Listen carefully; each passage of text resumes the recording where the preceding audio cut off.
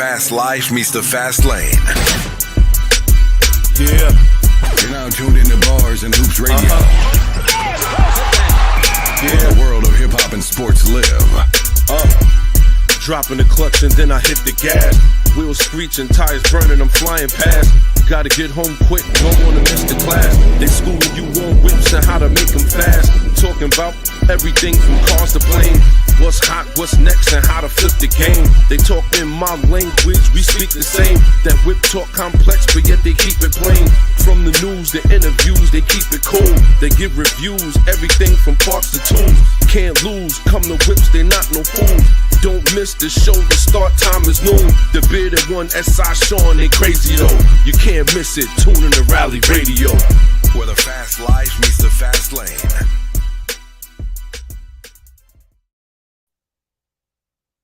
Whoop, whoop, whoop, whoop, whoop. Shout to everybody tuned there, paying attention. You already know what it is, man. It's the bearded one in the building. We are here today. It is Rally Radio. I know you see it up ahead, and we're going to talk about it today, y'all. Car dealers can now swindle you legally. Swindle you legally.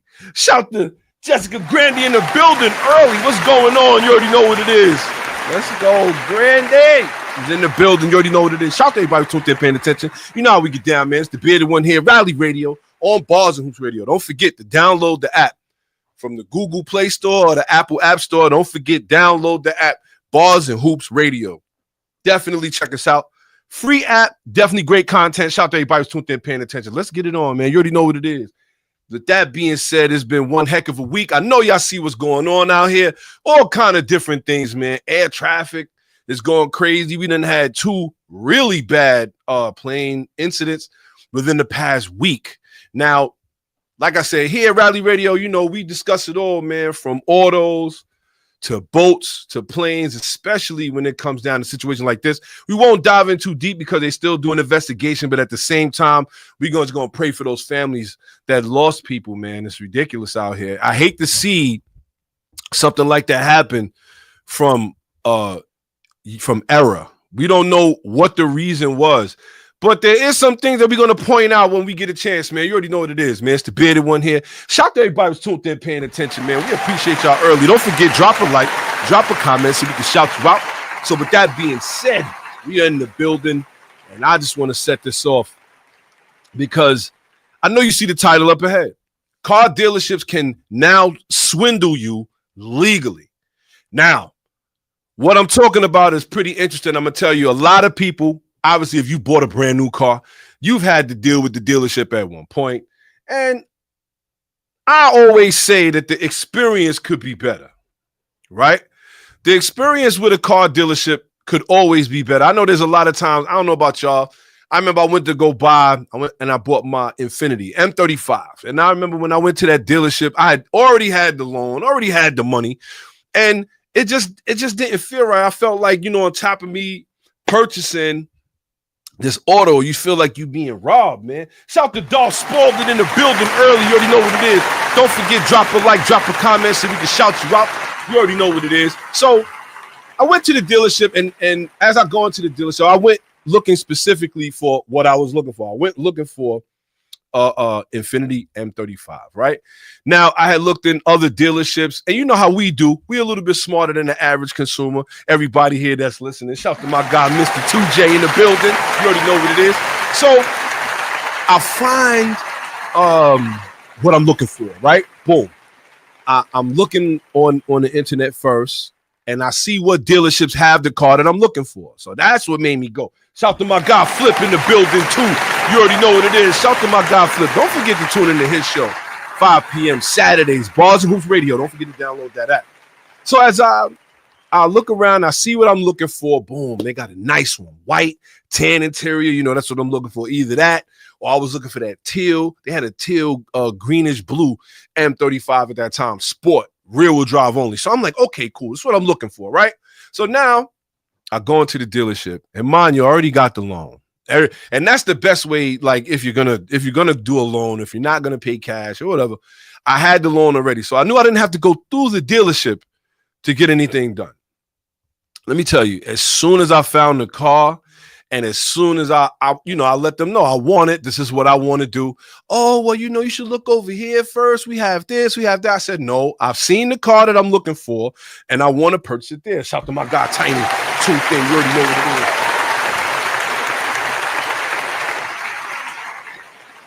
is. So I already found the car that I want. And that's that. Like, I don't really want to hold a full conversation about this. I just really want the car. So now we go check out the car. I line up a test drive. I test drive the car. Drives great. I love it. I'm like, I want to purchase it. Okay, step into the office. Okay, so what do you think your credit score and this, that, and the third look like? And I'm like, my brother, I already got the loan.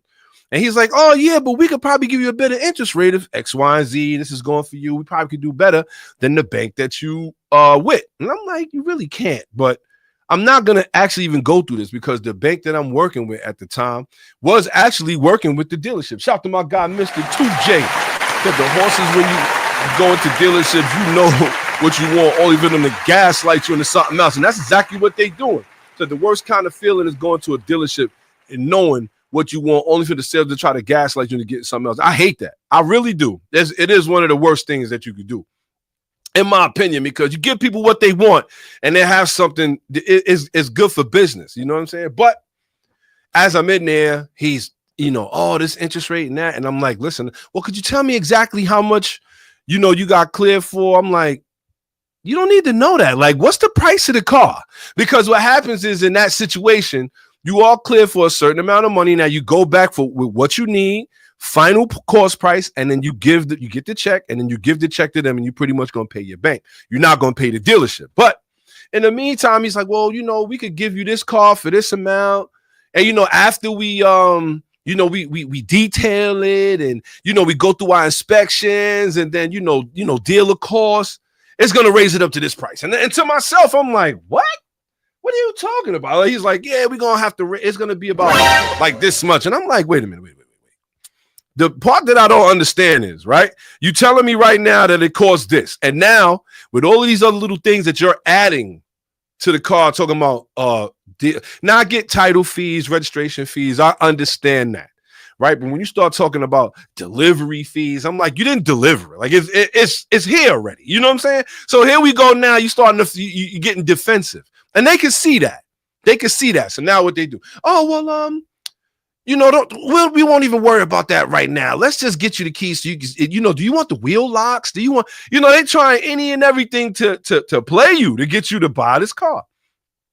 So now, long story short, I pretty much had to get on the defense with this guy. Like, I was like, yo, listen, my man, if you're not going to sell me the car for what you have it here, sign for it. And like I said, I'm not one of them kind of guys that, the taxes. No, I understand there are certain things that come with charges when it comes to purchasing the car. I understand title and, I understand these things, but you cannot raise it up. I'm telling you right now, and when I was leaving out of there, the car was $22,000. It was used. It's $22,000.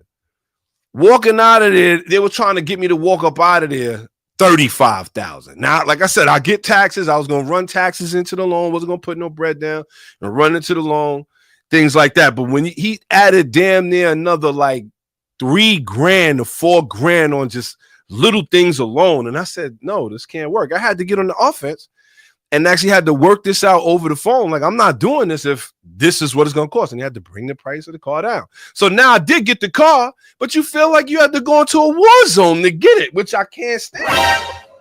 Who want to do that?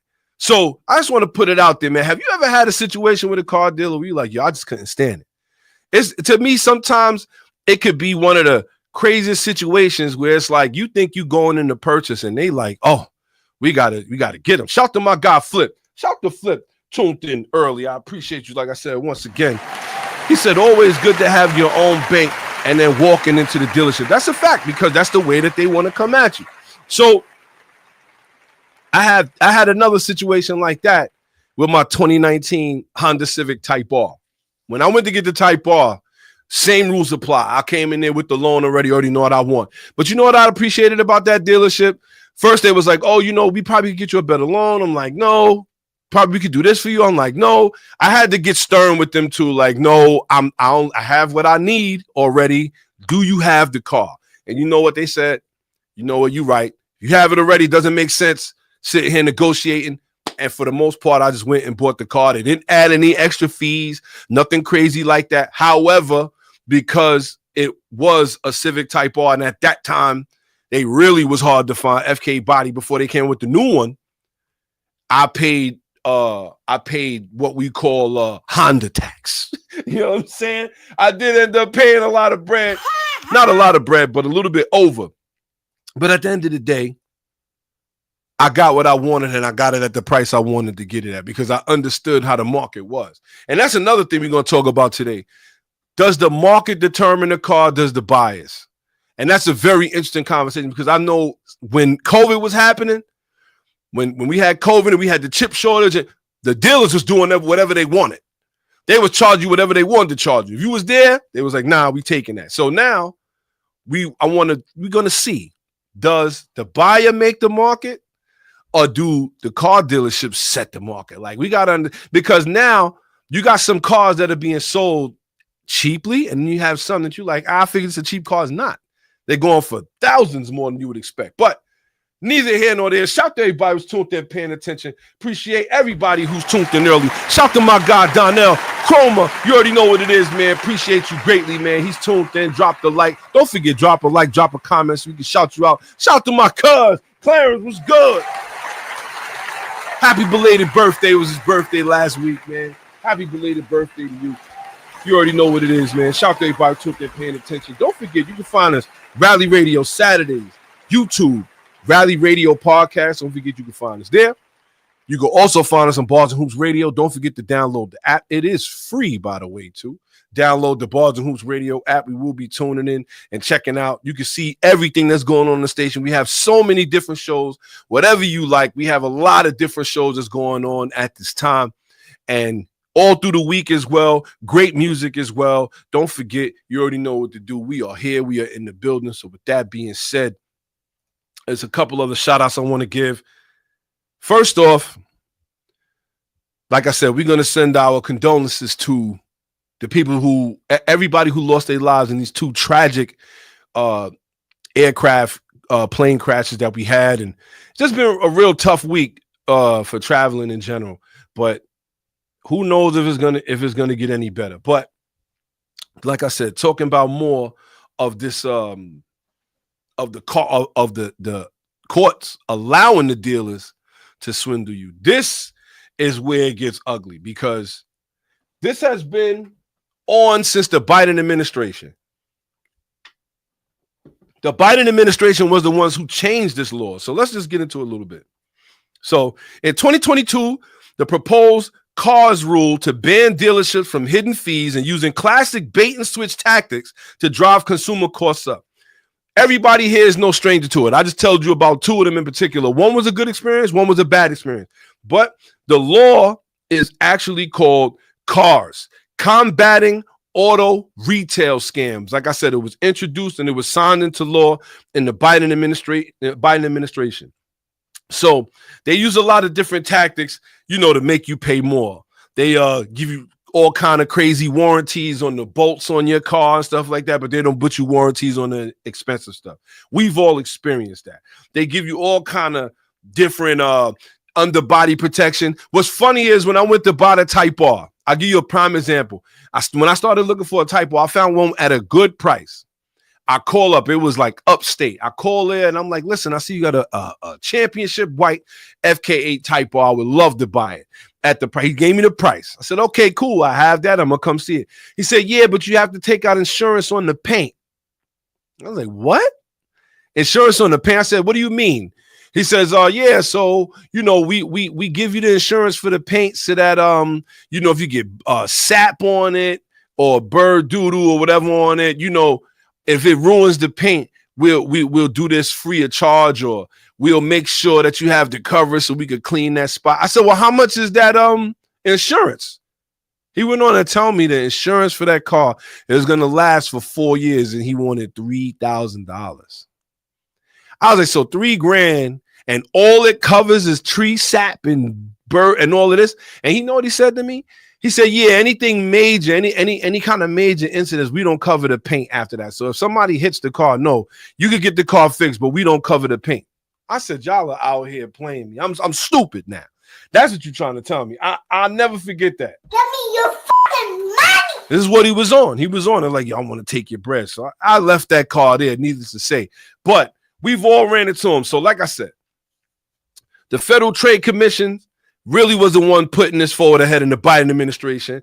And now it looks like they were, like I said, they was combating certain tactics that they use to get money. Gap insurance, BS warranties, stuff like that. Insurance on paint jobs and insurance on bolts and wheels. And, we only cover this, that, and the third. So now they stopped that. They had to be transparent. They had to tell you and list everything that you're paying for when you're buying a car. That was in 2022. So now they had to come clean. They had to say, you know what? You're paying for this, you're paying for this, and now you're paying for this as well. And this is why your price. So now you could combat. You could say, you know what? Why am I paying for this gap coverage where it's like, you know what? I could get that through my insurance company. Why would I pay for that? Or why am I paying this? Why am I paying for this warranty? This warranty only covers the interior screens. Why do I want that? Well, then I'm going to get rid of that. You know, they have so many different tactics that you can spot. Well, it looks like the NADA, and that's hilarious, some of these acronyms, but NADA, National Automobile Dealers Association, they got the law axed. And a lot of the reasons that they had are really crazy. But to get into it a little bit, they said it would be more difficult for them to uphold this due to the fact that they didn't have enough time to prepare. I find that hilarious. Rally Radio, who we got in the box? Yo, it's your boy Big J in the building. Let's go, Jay. Tuned in early. What's going on, my brother? Living life, man. You know, just here on duty, listening to the radio here, man, and wanted to give not only a shout out to everyone, but also wanted to add to the conversation from before. Let's go. Love it. First, gotta say, rest in peace to those who have unfortunately lost their lives in the Washington, the DC area. Yes. You know, unfortunately, these accidents do happen. You know, I know a couple people in the aviation community, and a lot of them has explained that it seems a lot more like it's an accident based on a lack of communication and poor design of the airport, but nothing won't be revealed until later on, of course. There was something else. There was something else that was revealed that I hate to do it, but I got to give them the understand. A lot of companies are doing this, but we'll talk when I get to the understand. We'll talk about it. Continue on. Yeah. Of course, like I said, it's still under investigation, but yeah. The other thing, dealerships. Good Lord. I got stories. It's like I was saying before, it should just be an easy process. And I hate to say it, but when you go in, let's say you buy a Tesla, they show you what it is. Yes. You put your info in and they say, cool, the car's coming in a couple of days. Amazon is catching on with that with Hyundai. And yes, I'll even say Carvana is doing that as well. Yes. Easy process. You go to a dealership and you are just, doesn't matter who you are getting judged. Yes. So I'll make it quick, but I had like a little story. For those who don't know, I used to have a 350Z, and how I even stumbled into that was because originally I was trying to get into an Evo 9 back when it was still in dealerships. And yeah, that was a time.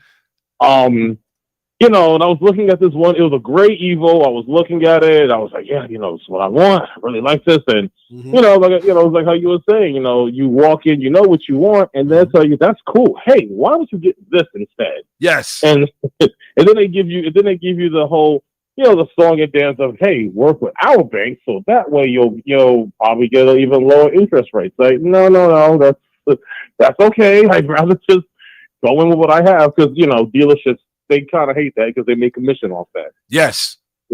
Which is another sharky practice, by the way, because a lot of times what I learned was too, is that they use your information sometimes to get other people who can't make it over. That's a whole nother ball game. They got caught doing that, stealing people, not their identities to open up bank accounts. Well, kind of to open up bank accounts to get other people into cars that normally wouldn't be able to get into them. Continue on, because that was crazy. Oh yeah, and in fact, I'll go into my story. For those who please don't do what I did. Mm-hmm. So I went to so at the time when I went to this dealership, it was kind of a sketch one, and heck, I'll even drop the location. It's the one that's over there by oh gosh, it's out there by Jamaica. If you take the N6, you'll pass it every day. It's by I don't know what the name of the tuning shop is, but it's still there. Okay. Basically, so I went ahead, I bought this thing, right?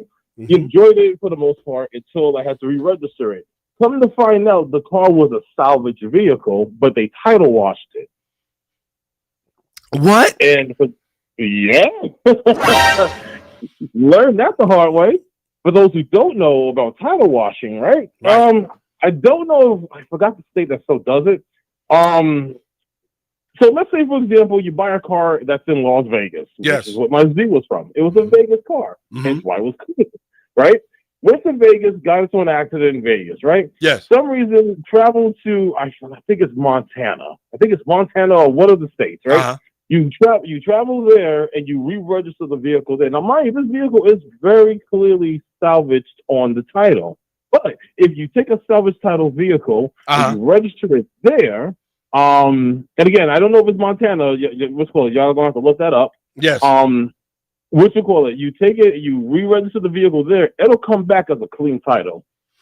Yo, that's and you know what? I've heard of that all through, especially with the salvage title. Take them down south, get them retitled, and bring them back. And I've seen people do it, but I wouldn't expect that from a dealership though. But continue on. Yeah, of course, yeah. No, listen, like any of those little sketch third-party dealerships, if you're always wondering why they got cars on those lots, chances are a lot of them are title washes. Wow. So, they pay people to know people to simply have that vehicle title washed. And then once you register the vehicle, hey, listen, the vehicle was already registered in New York. Now, I drove it around thinking, oh, okay, cool, not a big deal. Only for them to tell me, hey, this thing was always salvaged. How did you even register it? I'm like, wow. I have no idea. Wow. Then I find out that they just happen to just pay a few people off on the inside, kind of overlook that, and then kind of got stuck with that, And this is also at a time when I didn't have a whole lot of money, so for me to get the what is it called? To get that repair title is a lot harder when you're kind of broke.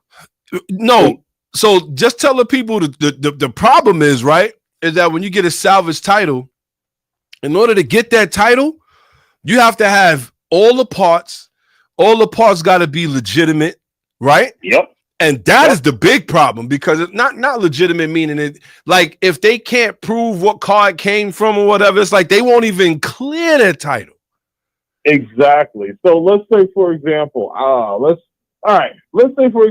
you take an M4 competition, right? You get this for crazy sale. Come to find out, plot twist, the bags deployed, it's salvage, right? Yes. So what you're supposed to do the right way is take it to a very well-affiliated mechanic or technician at this point in time, and they simply verify the parts, put the parts in, and then they sign off with their seal of approval that this vehicle has been repaired and is able to be registered. Now, when you're kind of broke, that means that basically means you're at the mercy of dealership markup prices.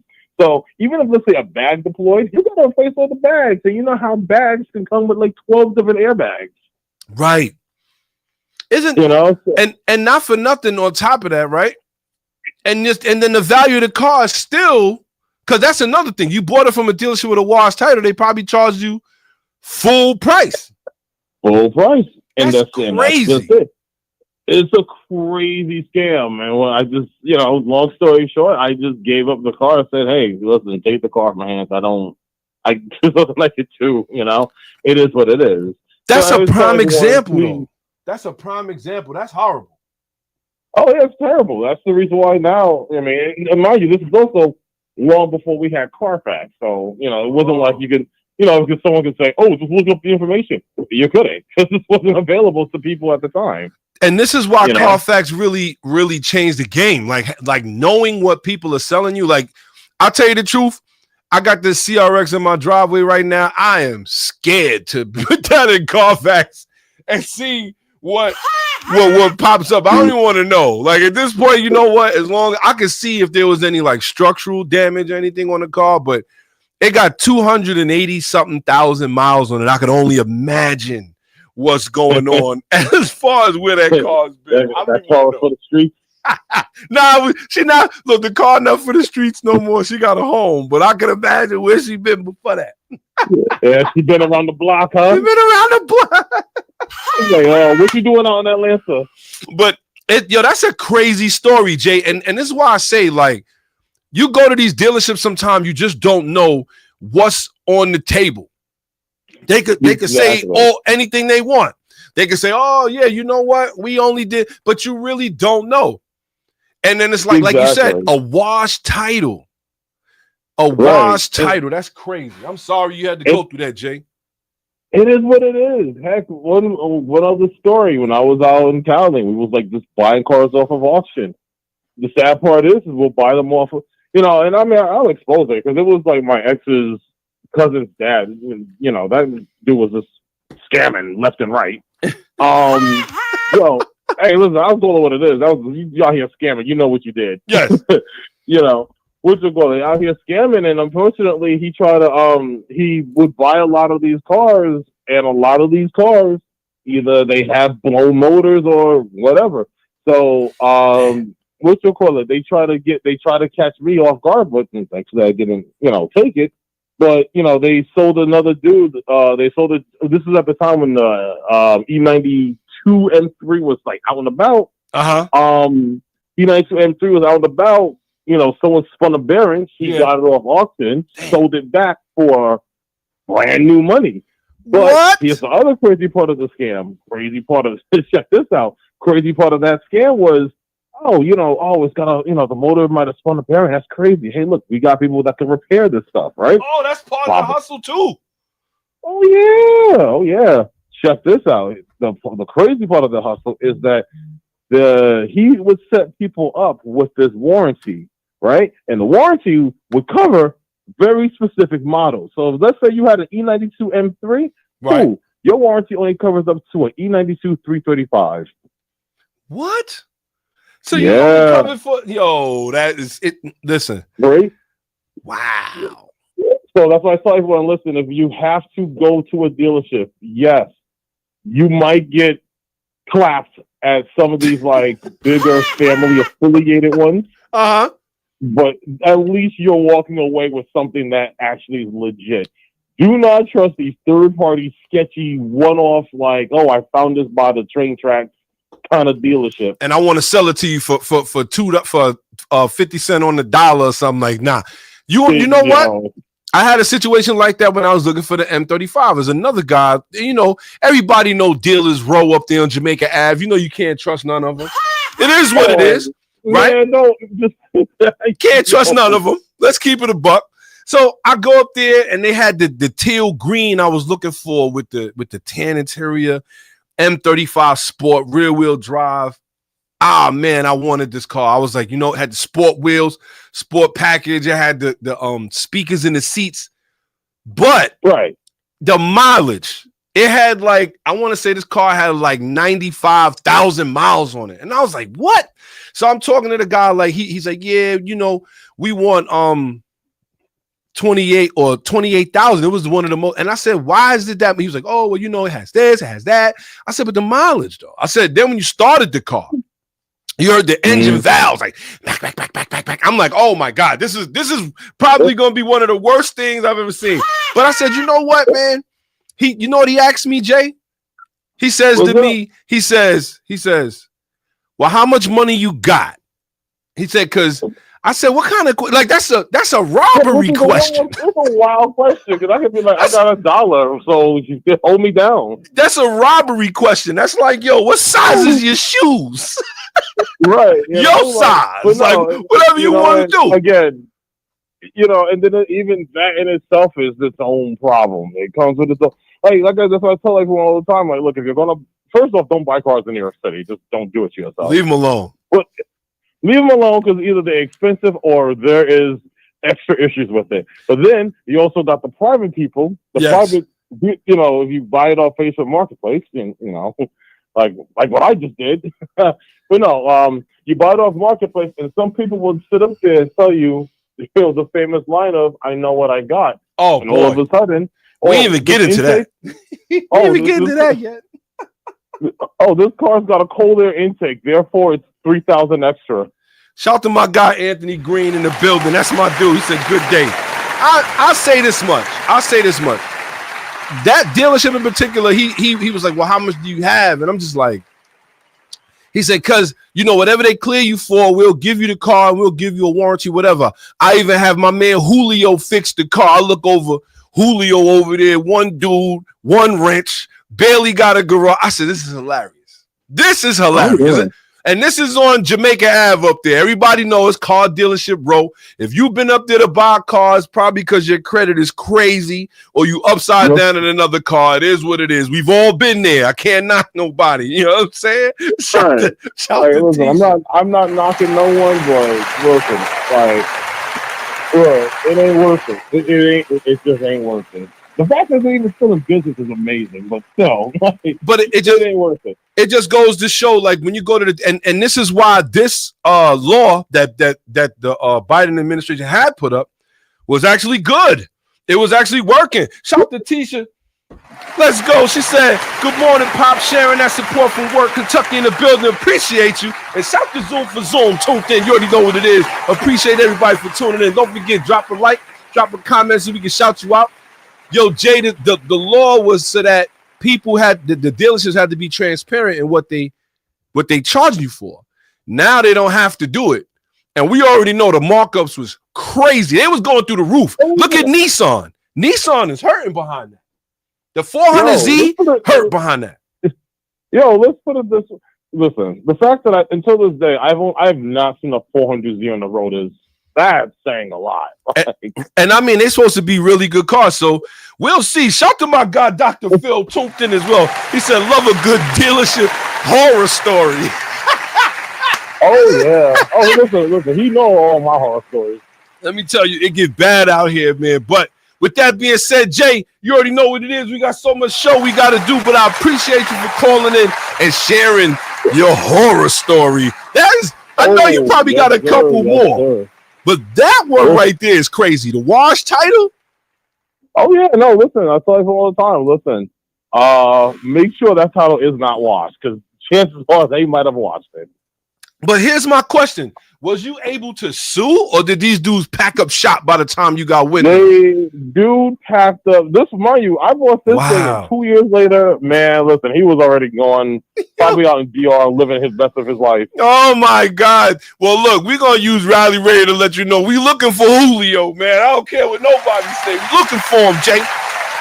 Look for this man. Like that. I need my money back. But also, they wanted to say, yo, if those who don't know, yes, I'm a part of truck life right now. I did see the pickup, and I know Carfax helped you. Yeah, no, Carfax holds me down.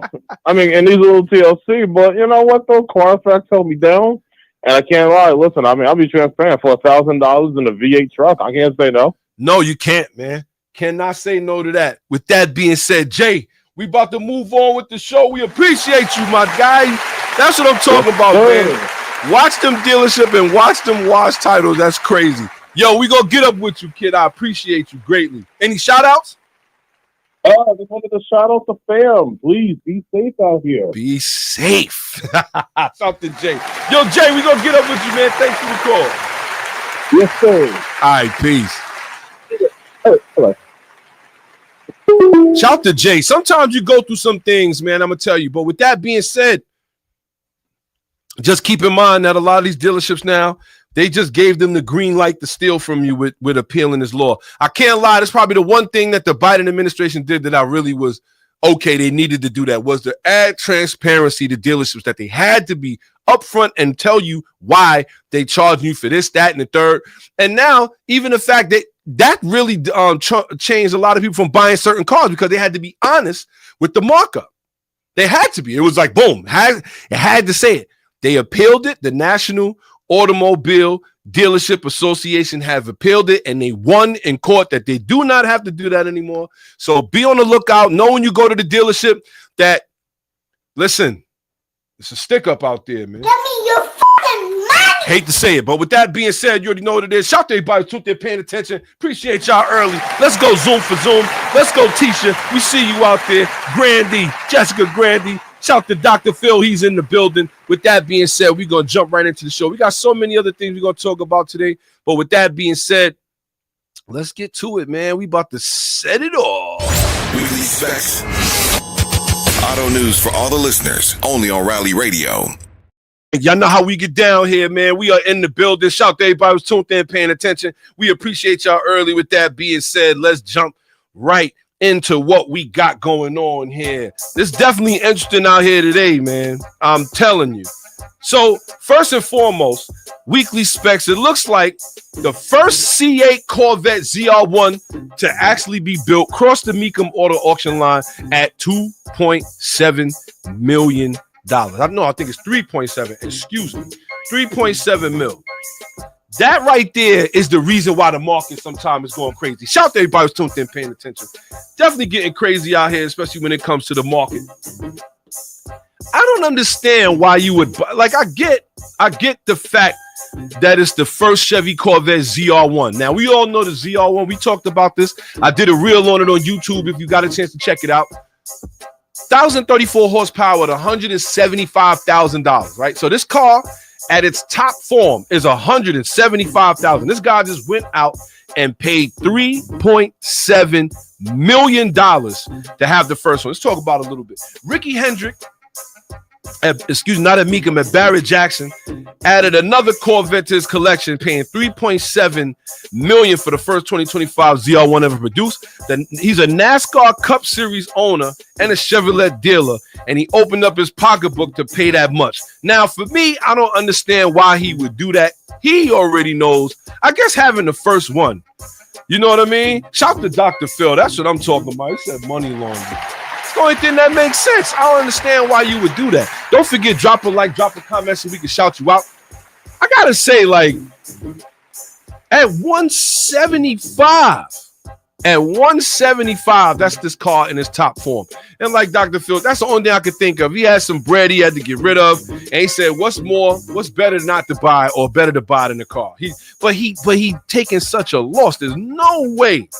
I don't care 50 years from now that car is going to be worth that, even if he don't touch it. As of 2023, this guy Hendrick had 122 Corvettes in his personal collection, which he began in 1971 when he bought a stock 1963 Corvette that later took his wife on their first date.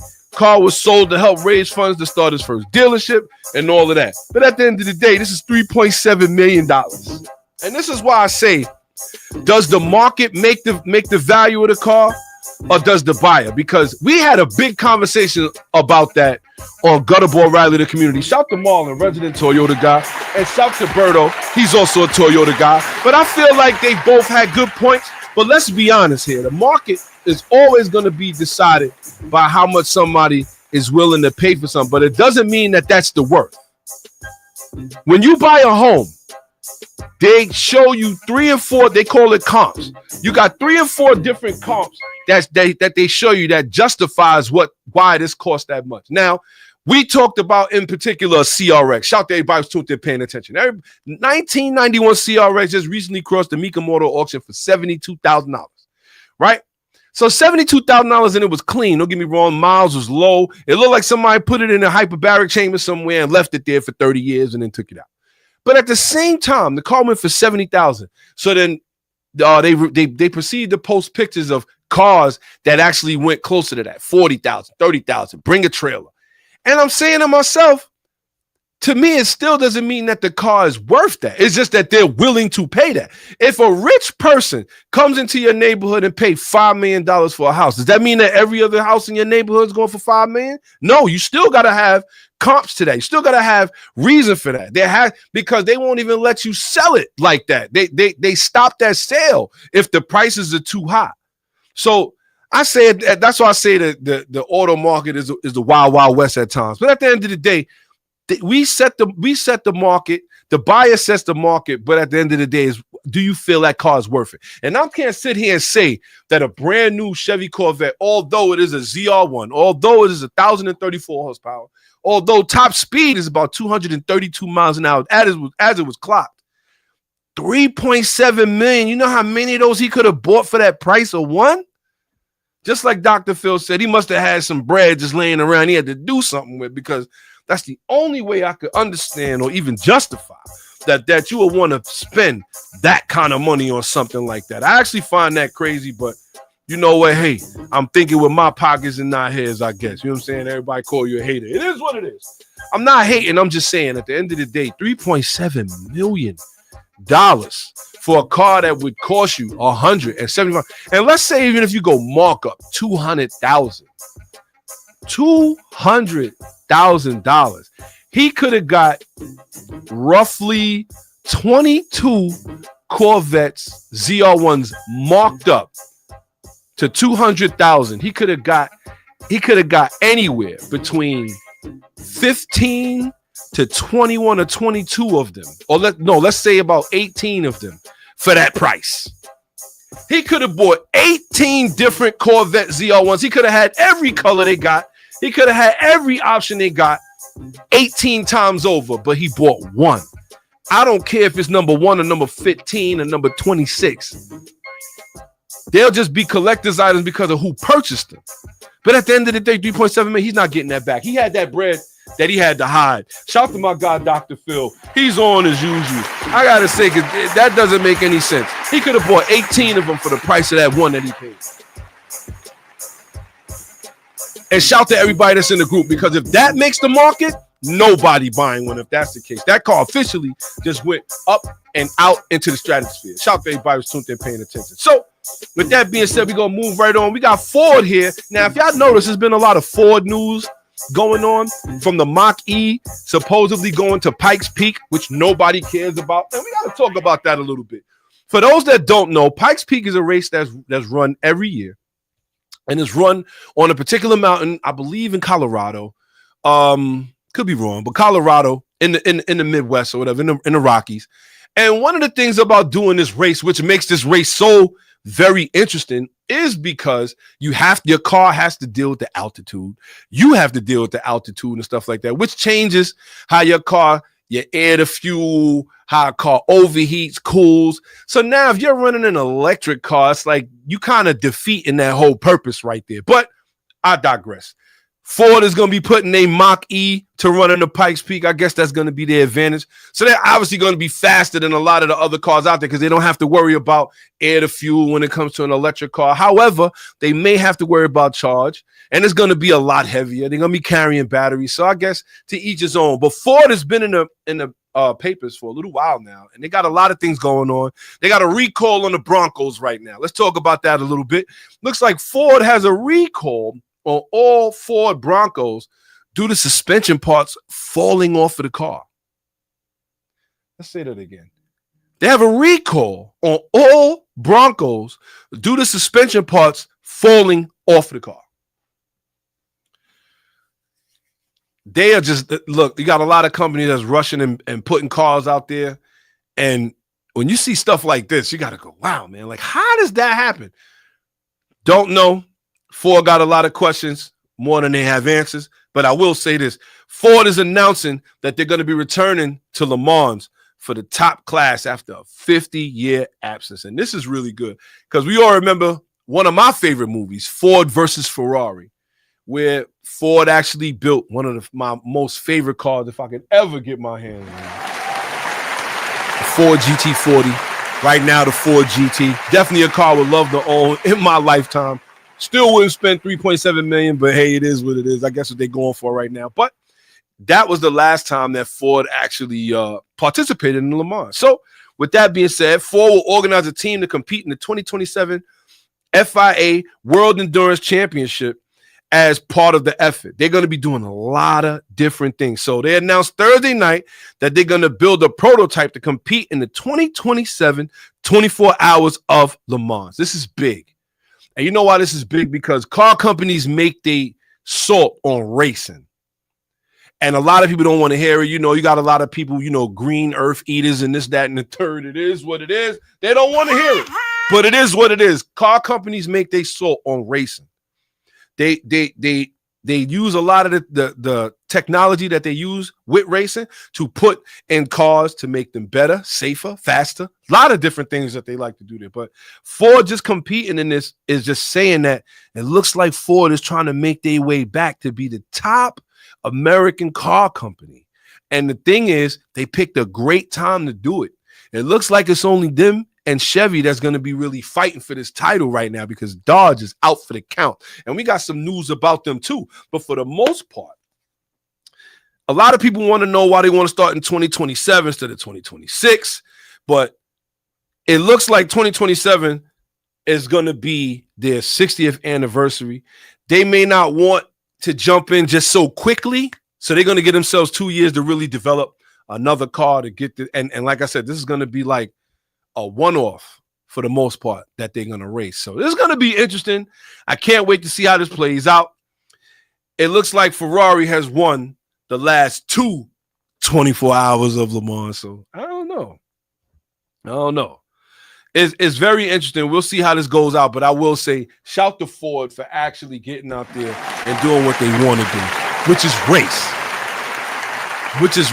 Ford, we talked about Ford last week, bringing back the GT350 or the Shelby GT350. And you got to say, you know what, at the end of the day, it is what it is. It may not be cutting edge. It may not be the most fastest car, but it does come manual. And at the end of the day, some people just want to drive around something with a little bit more power, manual, and really just cruise and just say it's a Shelby GT350. They will have an R version coming though, so we already know what it is. But Ford is really working. If you paying attention, they're doing what they got to do on the electric vehicle side. Not my forte, but I understand. Don't forget, drop a like, drop a comment so we can shout you out. They are doing what they got to do on the electric vehicle side, obviously with the Mach-E and, you know, the Ford F-150 Lightning or whatever that they're going to be coming out with or that they're out with, but who knows who's buying them.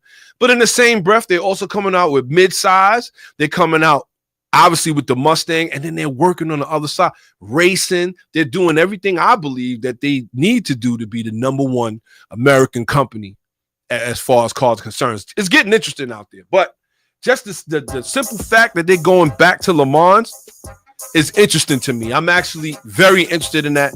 I can't wait to see how it plays out because I feel like outside of like American brands, Dodge at one point had it because Dodge was listening to the consumers. They was putting out Hellcats. They was putting out 392. This is what people want.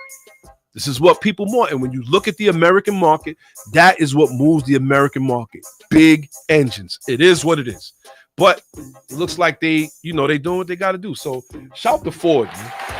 I don't know. Give them their props. And I got something for Ford a little later. A lot of our people out here too. It's going to be part of our Legends of Auto. We're not going to give away too much of it. But it's going to be interesting. With that being said, we're going to move right along. It looks like Volkswagen is considering building Porsches and Audis in the United States to avoid Trump's tariffs. Now, this is interesting. Now, for those that don't know, shout to Jessica Grandy. What you got? Said she wanted to know something. Said, Pop, she said, you said that they had recalls.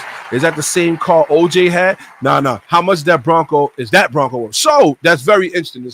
It's the same name, but not that Bronco. That Bronco, I believe that OJ had was I think that was an 83 or 84 Ford Bronco that he had. That was an older version, although they did recently bring back the name. So it's the newer Ford Broncos that are out right now.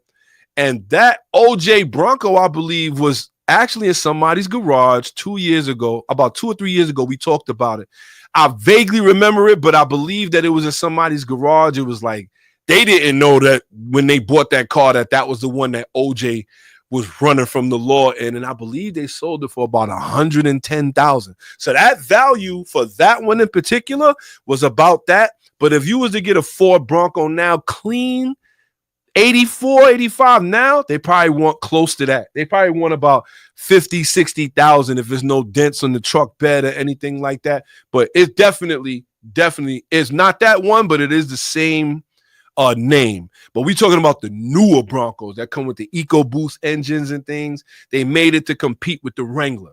And now it looks like, I don't know if they're competing with the Wrangler because you could take the doors off, so forth and so on. So it is that one. Shout out to Jessica Granny for the great question. I appreciate that. Looks like Volkswagen is going to be building Porsches and Audis in the United States to skirt the tariffs. This is definitely interesting in my opinion because now, if anybody's been paying attention, if you've been reading the news, you can see that Trump said he's going to be enacting 25% tariffs on Mexico and 25% tariffs on Canada, 10% on China. So now this is where I believe this not doing the income tax and all of that. This is where he's saying he's going to get the money from with his tax plan. He already created the ERS. Now we all know the IRS, Internal Revenue Service. Trump has created a team called External Revenue Service, meaning they're going to be looking out to see where they can get the money from these other countries. That's neither here nor there. What happens is now that Volkswagen is like, wait a minute. If they're going to be charging us to bring these cars in on tariffs, if we open a plant, which Volkswagen already has plants here to make cars, they're going to start making Porsches and Audis here. So that's actually very interesting. And it seems like that is really what Trump was trying to get accomplished. He's trying to get more business here instead of the businesses paying and they staying out overseas and the home base is out of seas. We lose because they send their stuff over here, they pay their little tariffs and they sell the cars, they make a lot of money. And he's like, no, we're not going to have that. Either you pay high tariffs or you do your business here to get more jobs. This is why, I mean, it makes sense in literal, but we know that companies are gonna buck this and they're not gonna really want to do it. Shout them, Dr. Phil. He said they're coming for GM. If they taking a shot at the throne, they better not miss. Them Cadillac prototypes ain't going down easy. That's a fact. Shout to Dr. Phil. Let me tell you something. When it comes to racing, it's always gonna be Ford and GM, in my opinion. Dodge never really had a racing heritage outside of NASCAR. So it's very interesting. Shout to my guy Flip. He said Volkswagen stepping it up, and shout to Shaw. He said, wonder if they're gonna try making them down here along with the Scouts. I think that's what they're shooting for. But shout to Shaw for tuning in. You already know what it is. But with that being said, the tariffs themselves, you figure at this point, if Volkswagen, Porsche, that means a lot of things that come into the country are going to be costing a lot, right? And this is kind of where we're going. Like, so Volkswagen is trying to skirt that by building Porsches and Audis in the United States. That could benefit. We gotta wait and see how that plays out. But at the end of the day, the mere fact that this is the reaction makes me wonder about other car companies and other companies in general. Are they gonna feel the same way when they're looking at them tariffs? They're like, for that, we could just create a home base and just build this stuff there and skirt the tariffs. I don't know. Very interesting. Very, very interesting. But the fact that you're building European cars in America, does that mean your car is still a Euro? Is that what it is? It's going to have a big old Made in America sign on your Porsche 911 GT3 RS? Is that what you want? I mean, this is very interesting. I think at the end of the day, we'll see how it plays out. Shout out to my guy, Shah. He said U.S. Customs collects tariffs from the importers. Okay, and then the importers get it back from the people, obviously, that are hiring them to import. Shout out to Ant. He said tariffs will end up being paid by the consumer. That could be true. I believe that's how it's going to be in general. But at the same time, seeing how Volkswagen is responding to this, I wasn't expecting that. Like that, this is their way to get over. So it's like, you know what? This, in all honesty, I hate to say it, but it looks like this is gonna work in Cobra Commander's favor, because his Tesla does business in America. So how many, and there are other electric vehicles that are American, but this is their way definitely of telling China, no way are you going to be bringing electric vehicles here. Shout to Ant. First off, shout to Ant for tuning in, man. Appreciate that. Let's go. Marlon, resident Toyota guys tuned in. He said, is that stamp going to affect resale value? I don't know. Does the quality of the parts change? I don't know. It's very interesting. I don't know. This is still so early. Like today actually is the first day that these tariffs kick in, February 1st. Today is the first day. So this is Volkswagen trying to figure their way around it. Who knows? But it's just a very interesting ordeal, to say the least. But with that being said, you know how we get down, man. We got more news for you. It looks like Hamilton. Now, for those that don't know Lewis Hamilton, you've been under a rock, and obviously you have been paying attention to the show, but you know where to find the Saturdays, 12 noon, YouTube, Rally Radio, and Bars Who's Radio. You can download the app. Lewis Hamilton, who drove for Mercedes-Benz, has 7 world titles in F1 racing, F1 champion, crashes the Ferrari F1 car during the first test with the team. Oh, boy. That is crazy. I don't know what happened there, but they haven't really released too many things, but they did say Hamilton crashed an SF-23 into the barriers while driving through the third sector of the Circuit de Barcelona, Catalunya. The 40-year-old walked away. He was unhurt, but the Ferrari did suffer bodywork and suspension damage. They're saying that might derail the testing that they're doing because they got to get the car back. So this is what we expected as far as Lewis Hamilton going with Ferrari. At the end of the day, it's going to be growing pains because they got to learn how to work together. But I just find this interesting that he jumped in the car and the first time out, he crashed it. That's crazy. I mean, you figure at that point, it's not going to be a season-ending thing, but this is what they got to go through in order to get that car great. Don't forget, shout to everybody who's tuned in, paying attention. Don't forget, drop a like, drop a comment so we can shout you out. You already know what it is, man. I'm going to tell you. Hamilton is teaching them something. All these other drivers that they probably been driving with, and not that Ferrari has never won. They've won. It's not like they never won. But at the end of the day, Lewis Hamilton probably drives so much different than what that car was ready to do. And the fact that they said it was the 23, so that was the 2023 version, they got to probably build the car straight up just for him. Shout to Marlon. He said that's actually the second time out he drove that car at Ferrari's test track. Oh, really? I don't know. They said it was the first time, but I hear you. If that was the second time, him crashing it, period, is like, whoa. And that's the test track. That's not allowed around any other cars. But definitely something that we're going to look forward to. F1 season will be coming up. I believe the first race is going to be here around March. So we're going to definitely try to keep those lanes open and try to figure out what's going on out there with my man Hammy, see what's going on with him. But with that being said, we got a little bit more news, and then after that, we're going to get into another segment. It looks like the Trump administration again is striking again. The Trump administration is moving to roll back Biden-era fuel economy standards. So for those that don't know, we all know about the fuel and the gas car ban that was coming up, and it looks like Trump's administration is now working to roll that back. Everybody knows that for the most part, Trump had promised a lot of oil companies that he's going to dig, baby, dig. We've heard all of that. Drill, baby, drill, excuse me.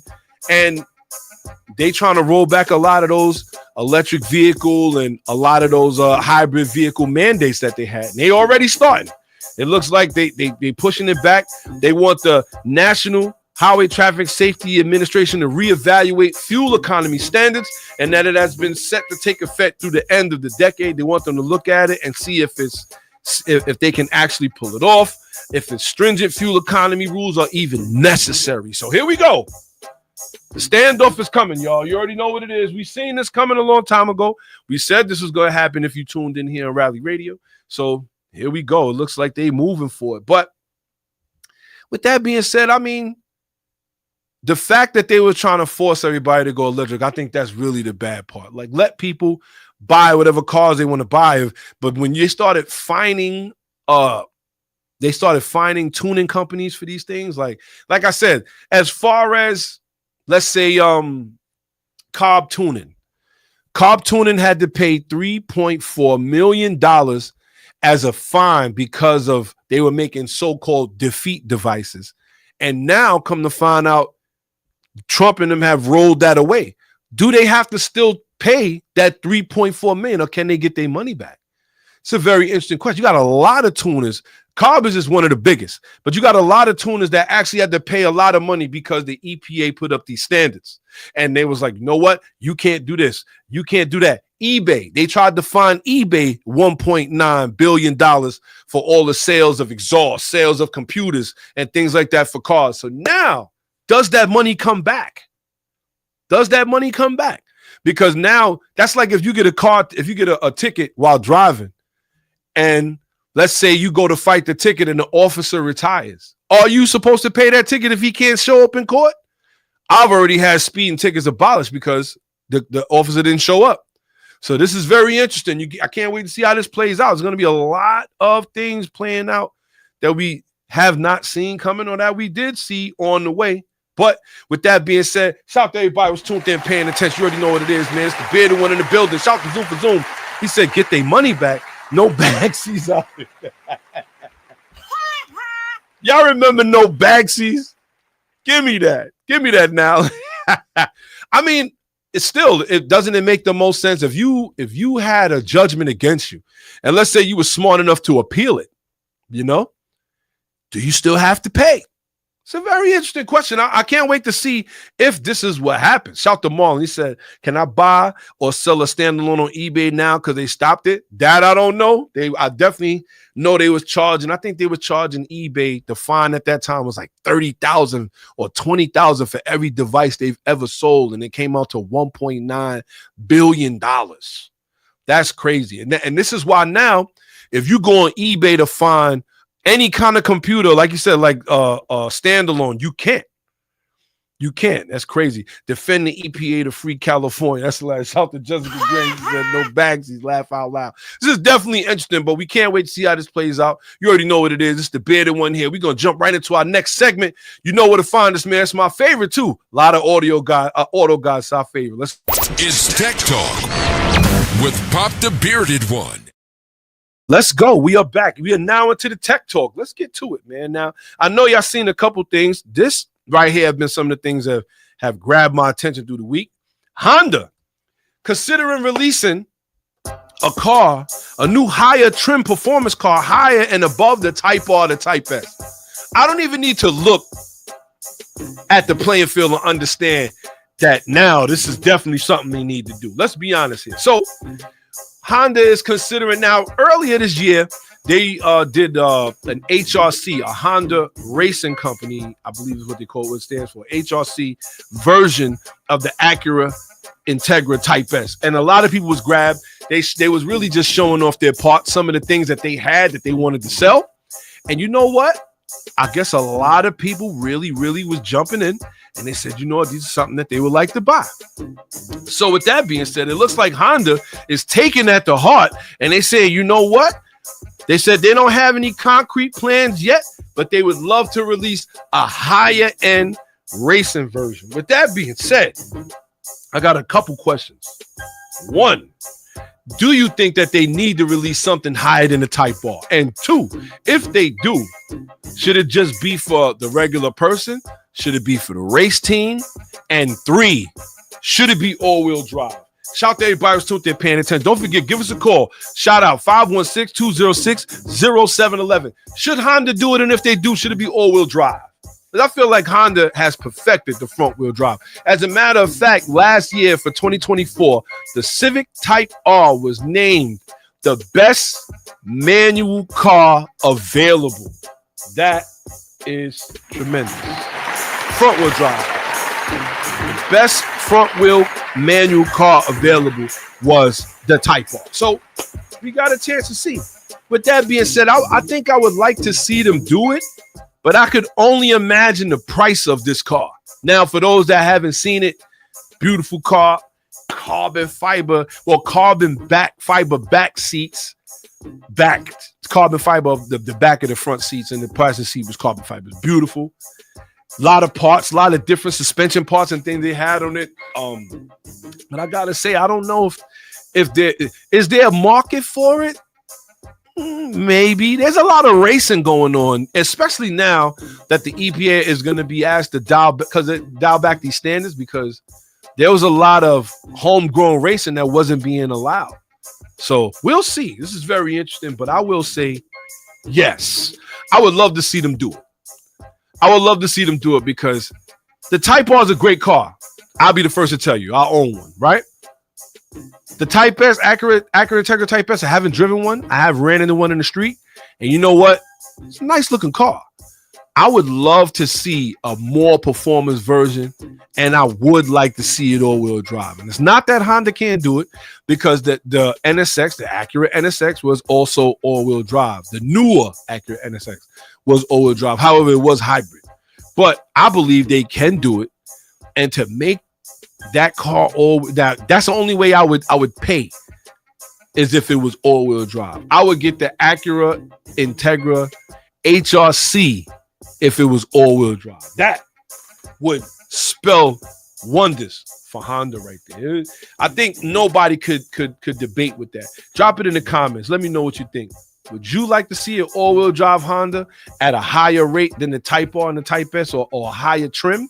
Yeah, I would love to see it. I would love to see if Honda could pull it off, because to be honest with you, front-wheel drive, they dominate. And not for nothing, they keep up with cars that are all-wheel drive, like an STI, like the GR Corolla. The Type R has had no problem keeping up with these cars, if not beating them in certain races. However, all-wheel drive, it would add more weight, but I can only imagine what Honda would do with it. So I would love to see it.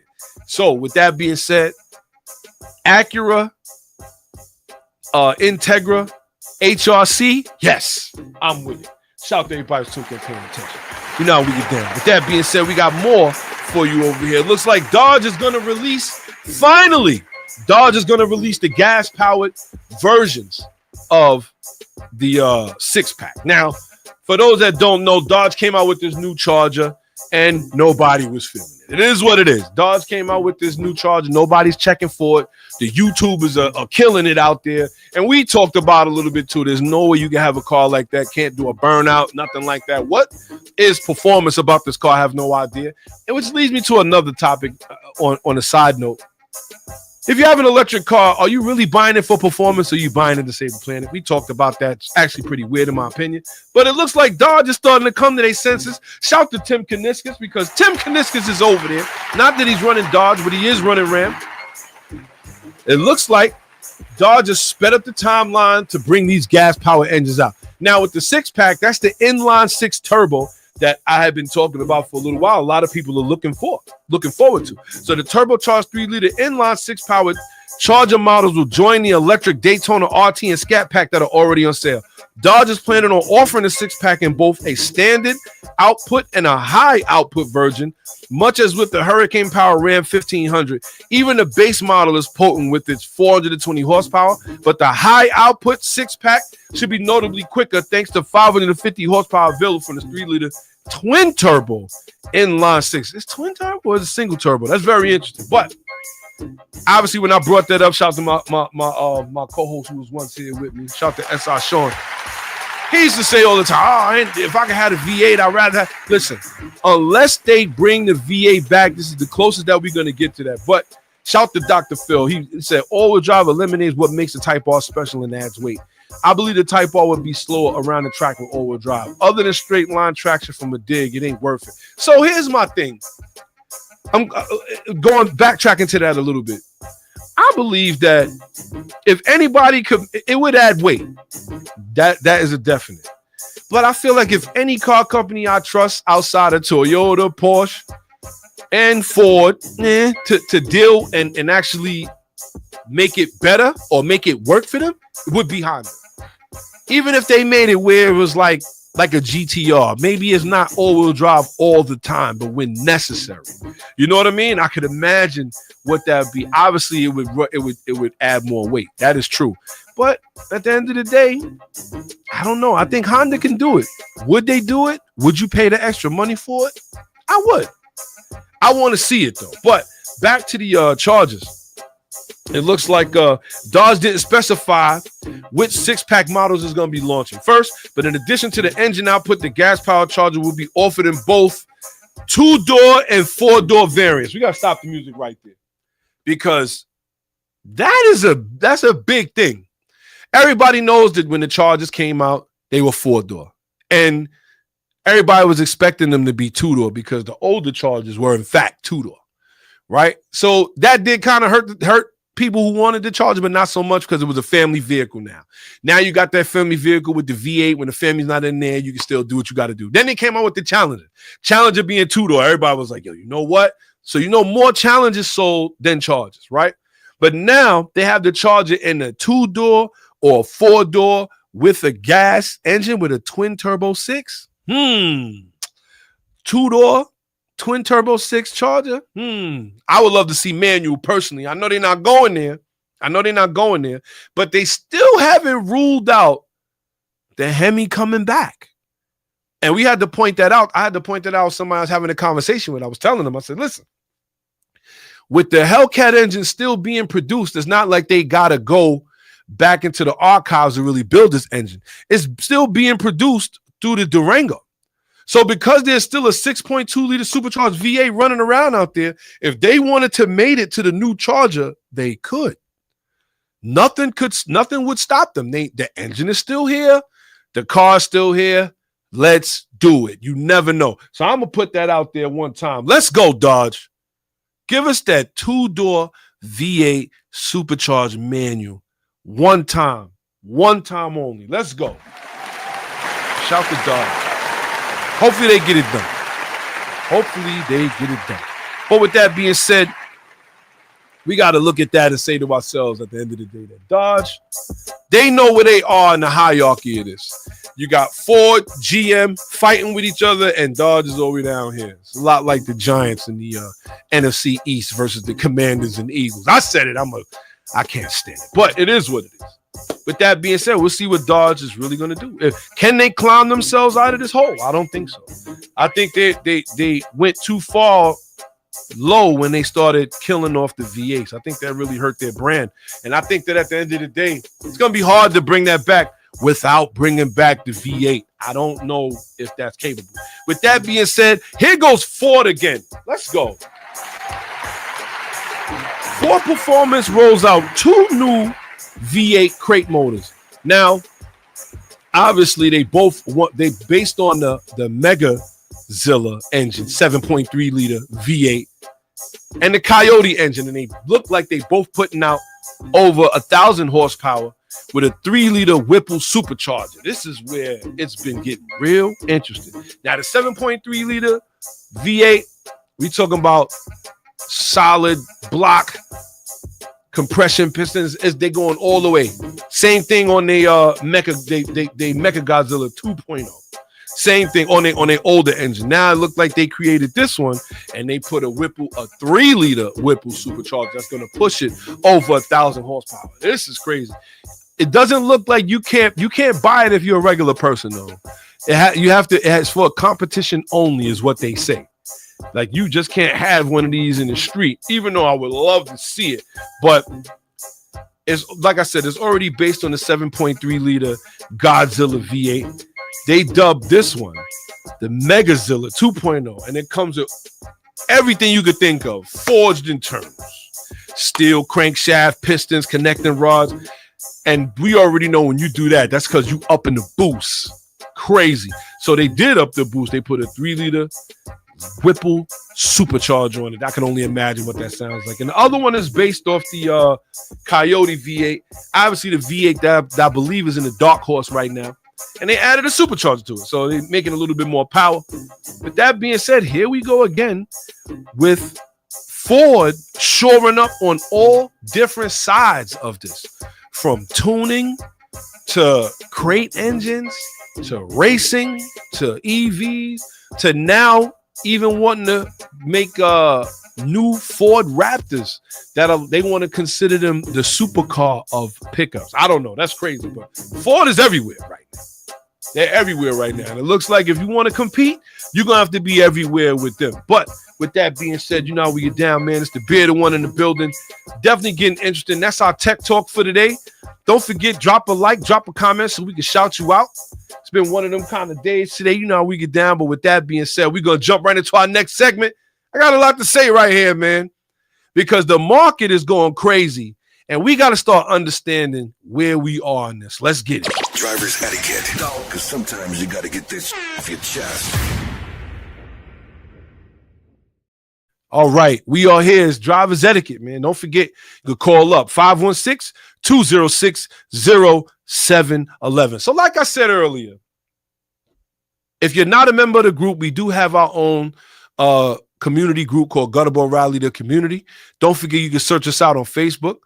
Obviously answer a couple questions, we let you in the group. But there was a big conversation that was raised in the group this week, and I wanted to talk about it myself. Shout to Marlon, the resident Toyota guy, and shout to Berto. Got into it a little bit, got a little spicy, but I like how the gentleman just settled it and called it a day. But to get not to get too far into the weeds of it, we want to talk about the conversation itself. So what happened was it was put up that there were cars in the Mecum auction that went for an astronomical amount of money, right? Had a Toyota Supra that went for $132,000. You had a Honda CRX that went for $72,000. You had a Toyota MR2 for $77,000. You had a Civic SI 99 SI Blue that actually went for about $60,000. And we started talking about how crazy some of these prices are. And the more we started talking about it, obviously, some people felt like, you know what? These cars are not worth it. It's not worth what they're selling these cars for. And somebody else pretty much was like, you know what? Well, they're worth it because somebody's paying for it. Somebody's willing to pay it. And then it started to come down to how the market is being set. And I think that was a great conversation. How is the market being set? Is it being set by the market, like the value of the car, or is it set by the buyer? And I think that what we starting to face here and what we got to keep in mind is that we are the new classic car era. And what I mean by that is very simple. Like when we were coming up, or even, we started getting into this car thing, you've had Chargers, Chevelles, Cougars. We've seen those cars that when they first came out, they were like $5,000, probably fully modded out, $10,000 from the dealership, maybe. And I could be a little bit wrong, but I'm gonna check the prices. But you've had cars that were going for like 5 or 7 or 8 or 10,000 when they first came out, to now being worth $60 and $70 and $80,000. And the thing is, the buyers set that market. And the reason they set that market is because those cars became harder and harder to find. Then they got harder to find and clean and good condition. Then all the engines, all the numbers got to match with the engine and the chassis. You started seeing a lot of cars being, okay, this is the V6 with an automatic. No. Then they looking for the SSs. The SS, because it was an SS, it raised the price. The engines and the VIN numbers matched. There you go. So we are in that era now. And I truly believe this. I believe I had this debate with somebody, or not debate rather, but I remember somebody spoke to me about this and how the prices of JDM cars are coming down. And you know what? I beg to differ, especially with the GTR walking out the door now, like probably going to come back electric because Nissan is failing and they trying to merge with Honda. Hopefully that works for them. But at the end of the day, the GTR is going to be gone. The Nissan 400Z never really hit the street, in my opinion, being held up by the dealerships. But you figure the reason being is because the markups, that's what killed the cars. Shout to Dr. Phil, he said, bring the 60s back. I want one of them $60,000 houses. That's a fact. You know what I'm saying? And we could really, you know what I'm saying? But when you really think about it, a lot of these cars, they're going for money. I saw a Mitsubishi Evo MR bring a trailer for $100,000. When the Evo first came out, what was sticker? 30,000, 35,000, and they held their value. No lie. I think everybody that I know has paid what the car cost or even more, and it was used, because at the end of the day, they stopped making them. So they're not, or at least they wasn't bringing them to the United States anymore. So the value went up ridiculously. And now 100,000, 110,000 for a car that costs 30,000. This is what it is. This is where we are.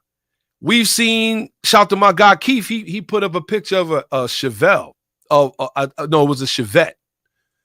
And we all know that was a small little hatchback little car. Was going for like $40,000, $50,000. It was an 84. But because of the condition and how clean it is, this is what it is. We've seen cars in the JDM market go for a lot of money. And that right there in itself, the S2000 that went for $70,000, the S2000 was what, $30,000 when it came out? So we have to start admitting to ourselves where we are in this and start and this is where we come in as car guys and car girls. Shout to y'all. But this is where we come in at, because now we know what we would pay for and what we wouldn't. Let those who want to spend $80,000 and $100,000 over the value, let them do it. Because what we do is we get back into our bag, we start looking and searching out, and we will find a car that we believe is worth the money that we're going to spend. Period. I will say, when I see some of these cars going for that kind of money, like we talked about this just in the beginning of the show, you had the Chevy or Corvette ZR1. The guy paid $3.7 million for a car that, if it wasn't number one, he could have got number two or whatever, 2,000, whatever. He could have got it for $200,000. He could have bought 18 of them for the price that he spent on one. Does that make that car set the value for that car $3.7 million? It can't, because Chevy would never sell any of them if they're going to be $3.7 million. He paid what he wanted to pay. Doesn't mean that's what the car is actually worth. Let's go. We got a caller. Rally Radio, who we got in the box? Yo, man, I got to get something off my chest, man. Let's go, Dr. Phil. Let's go, Phil. What you got for me today? I already know where you're going. Man, Let's go. I'm here trying to, you know what I'm saying, chef up some breakfast, and yeah, triggering me with these car values and all of that. Man, listen. Anybody that has known me for a significant period of time has known that since I was a youth, yes, I have always wanted a JCX 100 Toyota Chaser. Woo! 1J, R154. Definitely gotta be a Taurus because I need the LSD. Yes. Yeah. And that's it. That was one of the first cars I call them my Gran Turismo. I call it my Gran Turismo garage. Let's go. There's a few cars from the original Gran Turismo back in like 97 that from playing on the PS1 that I had back then that I want now. In that garage includes a Legacy 2.5 GTB wagon. Okay. Late 90s model. A third gen Honda Prelude SI. Oh boy. The fat body one that nobody seems to like. No, I do. Move like a checker piece. I always wanted one. Exactly. Type SH and all that. Yes. Yeah. Yeah. And a TVR Cerberus, believe it or not. Ooh, now go in there. There's one car that you didn't mention that I know I wanted from back then, and I had. Yeah. And that was that Mitsubishi FTO. Oh. Yeah. Oh. That was I understand exactly where you're going with that. But that's also, to keep it in Mitsubishi, for me, in that, for this particular venture, it was always the Lancer Evolution 6 for me. Ooh. It was always the Evo 6 for me. the CE9A generation Lancer Evolution is peak evil for me. Absolutely adore the car. Yes. But as I said, JZX 100 Chaser on that list. And of course now 25-year rule came up, and I can get one at a decent price. I can get one, but I flat out refuse to pay what these people are asking for. It's just like, if the car is at like 15,000, hell, even 20, right, for the spec I'm looking for, at 20 I don't like it, but I can weasel around it. Yeah, you would do it. But the problem is, the spec I'm looking for, 30, 35, 33, 40. Oh my God! And what year is that again? I'm not doing it for that amount of money. See, but as much as I adore the car, I'm not doing it for that much. But here's my thing, Phil, and this is like this was the bulk of the argument that was going on, is that the buyers set the mark, and if somebody's willing to pay those high prices, then you just SOL. And I believe that. I flat out I agree with that fully. Okay. It's another reason I can't stand automotive YouTubers. Automotive YouTubers have the things they have done to the car market should be considered a crime against car humanity. Because every time you think you got a gem, like, yeah, nobody knows about this, somebody on YouTube discovers it. Specifically, one Adam LZ discovers it, and then all of a sudden, the price of the car shoots up. Yes. Exponentially. You know what? I've seen that, and I say to myself all the time, like, I believe the YouTube presence on the Hellcat, like, really made it the high. You know what I'm saying? The thievery is going on now because of that. You know what I'm saying? Everybody and their mom on YouTube at a Hellcat. Dudes built their own channels off of a Hellcat. Word. Now, good luck finding a Hellcat. Word.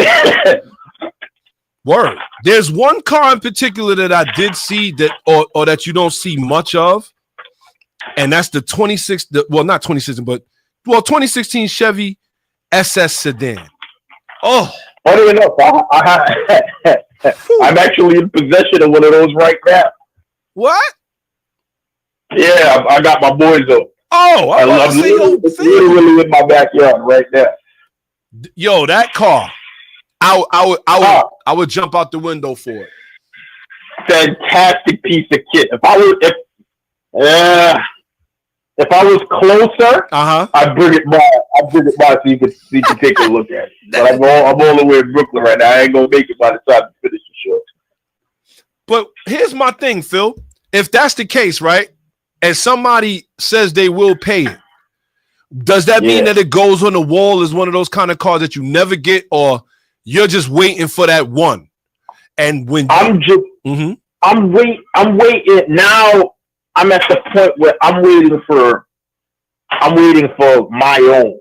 Okay. Because maybe it needs a little work. You know what I mean? Maybe it needs a few things. But the price is right. And I can't say no.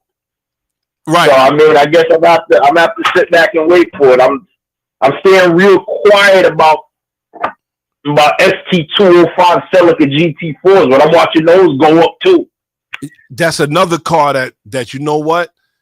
That could be imported now. It is, yeah. Because now it's like, you know what? That's a real one. All the 90s rally cars, I'm telling you, man, I watched it happen with all of them.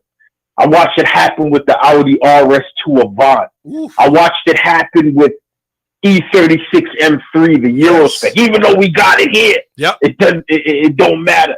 It don't matter. And I'm watching it happen. I'm watching it happen with the B5 RS4 right now. Right.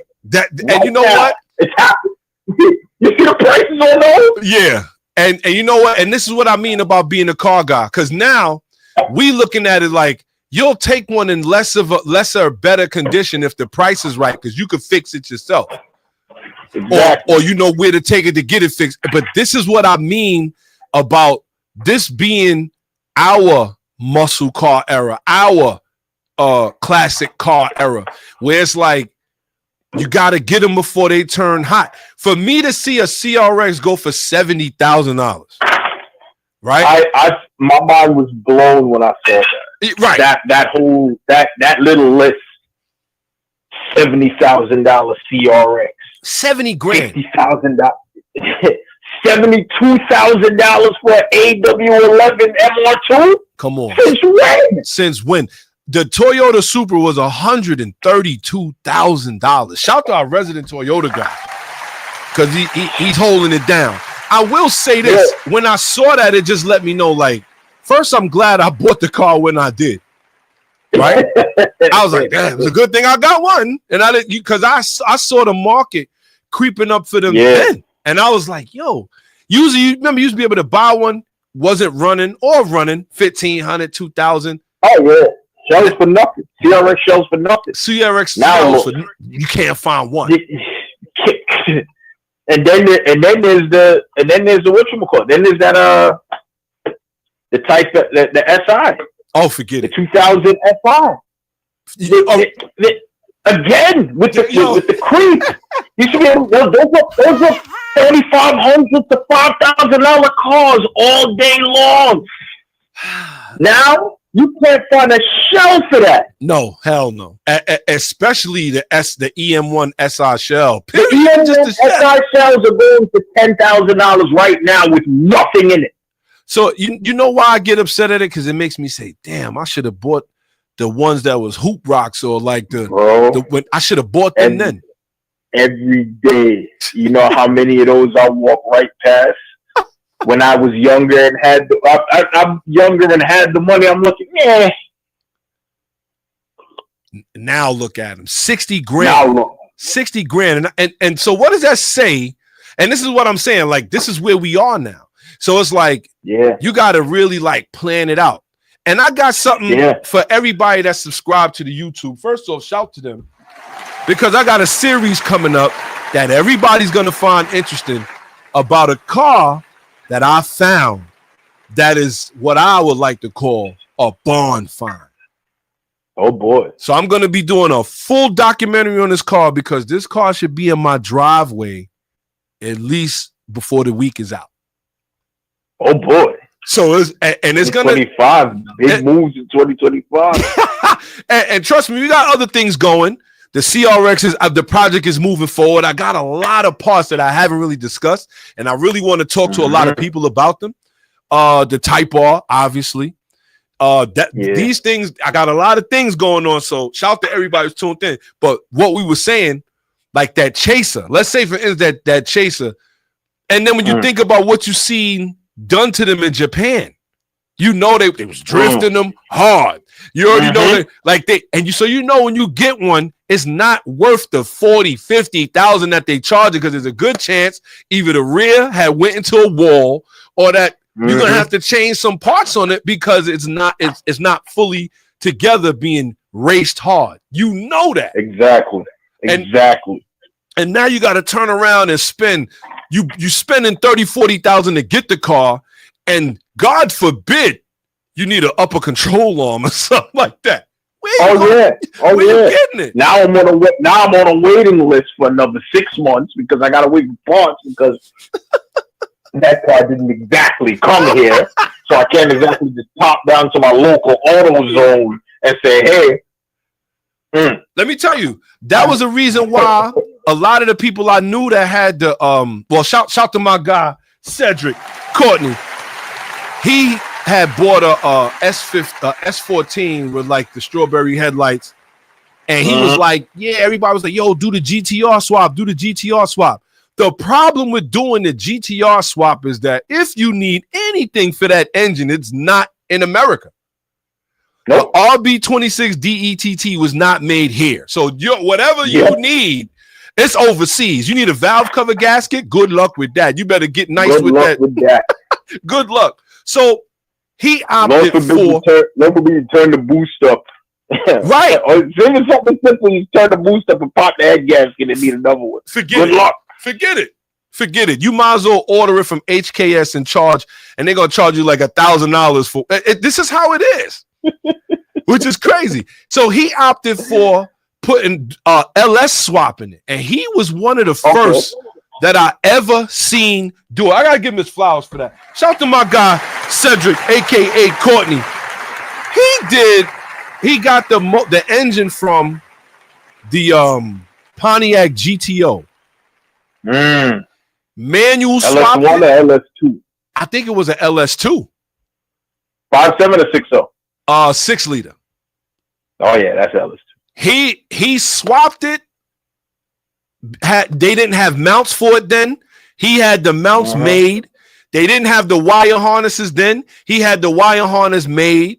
He had to make a Flowmaster's header to an Apexi exhaust. But when it was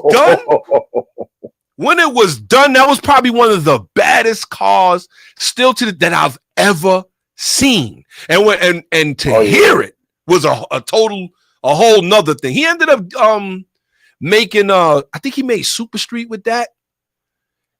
He shout to my guy Courtney, man. Yeah, give him his he really that thing is that was more than the S4. That thing must have been an animal. It was you know what's crazy? We would go to the car meets and you get all these guys with the S14s or S13s or whatever with their GTR engines, and everybody's like, ooh. Yo, Courtney would pull up, and when they hear that 8, that they was like, what do you have? Ain't nothing like it. What is it? Nothing like it. You feel like set the parking lot down. Ain't nothing like it. And the thing about it was the car was clean. We talking like they couldn't refute it, and he wouldn't pop the hood. Oh man, they like, yo, what you got in there? He wouldn't tell him. And not for nothing, I'm gonna be honest, and you know, I don't. We've been around, right, Phil? We seen this. He really kind of started that market in New York City, man. Oh yeah, I never seen nobody do it before. He did. I believe the car was down for like a year. He sourced the engine. It had to find people to build all of this stuff. But the reason I say that is because now that is a classic. People do that and they beat the cars up, but the obviously the S14s are still going to be classics. But with that being said, these cars are disappearing, Phil. Yeah, there's less of them. They disappearing, and there's nothing we could do about it. It's like even when like I said, my CRX that I have my hands on, it's like I'm not letting it go unless I have to. Yeah, because this is what it's going to be. So my thing is, we can't let the market get out of control. But obviously, because we're not purchasing the car, we don't have a choice. So you don't have to say. Nope. Got to get your hands on what you got to get your hands on. It's sad. We screaming at the sky, but at the end of the day, that was definitely on some old man yells at clowns. Definitely yelling at the sky. You screaming. Can't do nothing about it. Yo, punching the air like Boys in the Hood, like.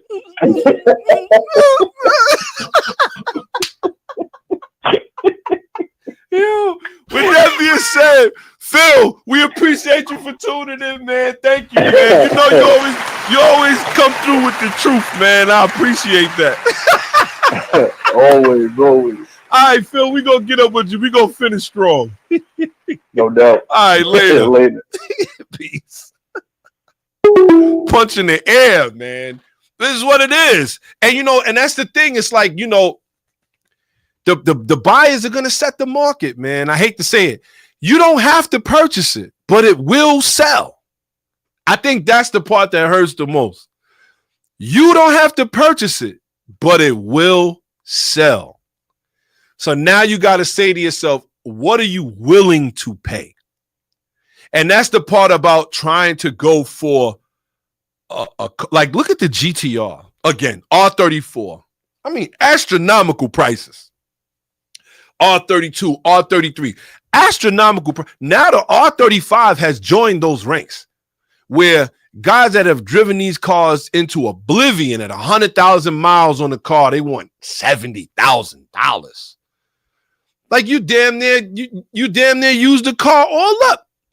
You ain't leave nothing for me to do with it. And I want 70,000 with 100,000. This is what it is. So let's keep that in mind, man. You know, we car guys, you know, we got our car girls out there. We certified, man. But one of the things that makes a lot of these cars makes us want them is because we know deep down that they are the last. They are the last. Outside of what Ford is doing and what Porsche continues to do and what Toyota's doing, we don't got no more to look forward to. I'll be honest with you. Everything is going to be electric. Everything's going to be hybrid. And we know that's not what we want. We are stuck in our time capsule. So to those that challenge and to those that want those cars, good luck to you. I hope that, you know, you find one for a cheap price. And if you don't, good luck to you anyway, because it's going to be hard to tell a wife you spent that much money. You know how I get. With that being said, shout out to everybody who's tuned in, paying attention. We appreciate you early. Thank you for tuning in with me. You know how we get down. Shout out to Marlon. He said that was Colin them work. Yeah, Colin and them did that work, but I remember Courtney helping out too. We definitely shout to MacGyver. Shout to my guy, MacGyver. He out there. He made those motor mounts for that car, man. I'm telling you, it's still one of the craziest swaps I've ever seen in my life. Shout to Shy. He said seeing an FTO and a chaser rolling around chilling here. Cedric had that remote start and used to pull crowds standing 5 cars away. I'm telling you. Shout to Shy. He said, I remember the Evo X was the unloved cousin, and the S2K devaluation went and sold for like 8K till just not. That's a fact. There was a point where Cats was like, I don't want no S2000. They want the new Evo X. That's not. Now look at those cars. They're going for bread, man. Shout out to everybody who's tuned in, paying attention. We appreciate y'all, man. You know how we get down here, man. It's definitely, I love it. This is what I love about doing this show, is when we can have that honest conversation about what's going on out here, man. And you know what? It's just some things we can't change. We would love to, but that's not going to be one of them. But with that being said, shout out to everybody who's tuned in, paying attention. It's just going to be that way. Unfortunately, it's just going to be that way. I don't see us really getting around those kind of prices. Like I said, unless you're really willing to pay for it. But with that being said, we're going to move right on to our next segment, man. I'm going to tell you right now, today is February 1st, so we all know that it is Black History Month. Shout out to everybody who's tuned in, paying attention. We got a couple things we're going to talk about here in our Legends of Auto. Shout out to Shy. He said, Honda did a Type R Plus in the EK and added leathers and a radio. There we go. Now, you know that's going to cost double and triple. But with that being said, our Legends of Auto today, like I said, especially when Black History Month, I know we should celebrate Black History every month. But I'll definitely like to talk about it here on the show because the impact that our people have had on the automotive industry. We're going to talk about a little bit today with what we got going on. So with that being said, we're going to jump right in. Let's get to it. Next segment. Legends of Auto. Real legends never die. All right, we are here, man. You already know what it is. Legends of Auto today is going to be. Now, when I looked, and, you know, I like to look up a lot of different things. There's a lot of things that we've done that, you know, you want to make sure people get credit for. And one of them is going to be today. Mr. McKinley Thompson Jr. Mr. McKinley Thompson Jr. was the first African-American automotive designer, and he was the first African-American designer to work at the Ford Motor Company. Thompson was a designer on the first-generation Ford Bronco, which Jessica Grandy talked about, and also was a designer on the first-generation Ford Mustang, Ford Thunderbird, and the Ford GT40 race car. His career at Ford spanned 28 years, from 1956 to 1984. So That actually in itself is a feat, working for them that long. It looks like in 1934, he was actually, not in 1934, he was born in 1922, but he was from Queens, which I even found even more interesting. Changed his life forever when he served in World War II, and then he wanted to pursue a career in automotive design. He entered and won an incredible competition from the Motor Trend magazine at that time, one of the bigger automotive magazines, and he got a scholarship for an opportunity of a lifetime. He used his chance as a stepping stone into Ford's advanced design studio at Dearborn, Michigan, where he became the first African-American car designer ever hired by one of America's biggest automakers. His skills was quickly put to use for projects like sketches for the Mustang, but it was his work on what would become iconic attributes of later models like the Bronco, which really made him stand out amongst other talented designers around that time period. Just wanted to shout him out. McKinley Thompson, he ended up passing away March 8th, 2006, but his projects and his work still send shockwaves to this day. So many different things he was working on that never came out. He was working on something called the Warrior. This was supposed to be a truck that you could drive anywhere, a real all-terrain vehicle. It looked like they started working on it as a prototype, but it stopped in 1979. He also was behind something they called the Cougar concept car, which was supposed to be a competitor to the Chevy Corvette that they were building with Ford.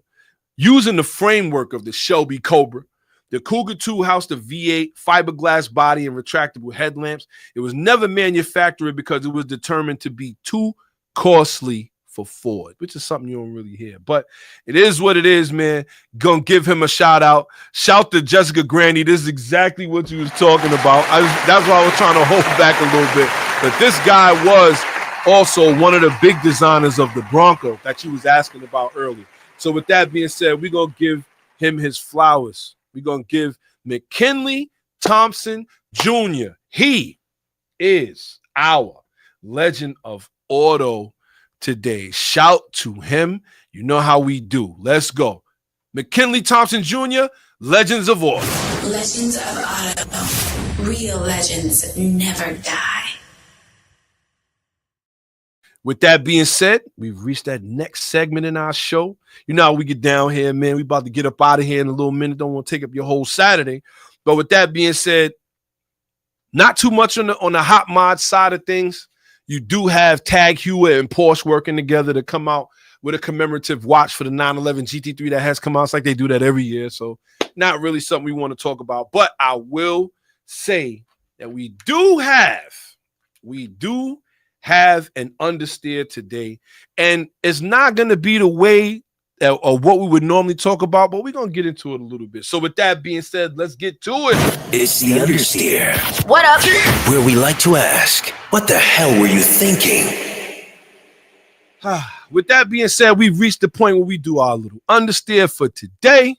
And you know what? We're going to make sure that we talk about this. The thing is, obviously, we've seen what's going on over here that happened in Philly, and that also happened in Washington. So obviously we had these plane crashes and things. Well, one plane crash in particular. We're talking about the American Airlines flight that collided with the Black Hawk in Washington, in DC. So it looks like, again, this seems like it's a problem with cuts. And the reason I want to bring that up is because what are cuts exactly? When they say, oh, we're going to make cuts, or we're going to save money, we're going to cut back.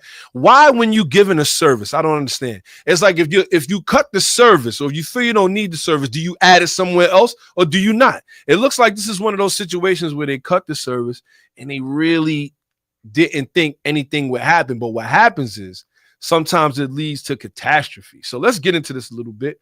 We all know this is the American Airlines to the Black Hawk. So it looks like even before an official cause is determined, there were signs Wednesday that pilots and air traffic controllers at Reagan National were not operating under optimal conditions. Let's keep that in mind. The duties of handling air traffic control for helicopters and for planes at Reagan National on Wednesday night were combined before the deadly crash that left an air traffic controller handling dual roles, according to a person briefed on the staffing in the report. Typically, one person handles both helicopter and plane duties after 9:30 p.m. when traffic at Reagan begins to lessen. But the supervisor combined those duties sometime before 9:30 and allowed one air traffic controller to leave, according to the person who was not authorized to speak publicly about the investigation into the crash. The crash occurred just before 9 p.m. Now, we're going to get into that a little bit. I have something called what I like to say the no lunch theory, where a lot of times you get a lot of companies that do cuts because they feel, you know what, we could save money here if we double up and put one job on one person. And the way I came up with it is because there used to be a thing at my job. Well, they still have it at my job, but they had cut a job. It was the lunch relief. And what happens is this person will come in and relieve me for lunch and be like, you know what? Okay, you could go and have your lunch. And when you come back, everything is regular.